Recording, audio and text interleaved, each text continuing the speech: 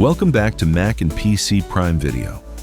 So today's video is going to how to set up a laptop as a monitor with an HDMI cable. You use your laptop as a monitor for another computer. Follow these steps. Connect your desktop computer to your laptop using an HDMI cable. PC laptop, you need a converter like this. It's called an HDMI video capture device. I'll put it in the description. Input, HDMI output, USB HDMI cable connect. Connect to laptop.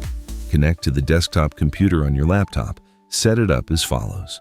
Make sure your laptop has detected the HDMI video capture device.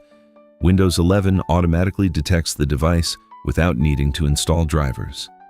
Camera, USB video. Next, use VLC media player.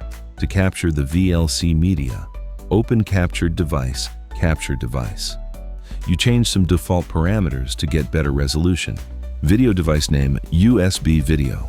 Audio device name, USB audio. Video size, 1920 by 1080 at 25. Video size, show more options. Caching 0. Advanced options. Picture aspect ratio, 16:9. Frame rate, 25. Save changes. Play now. Your laptop is used as a desktop monitor.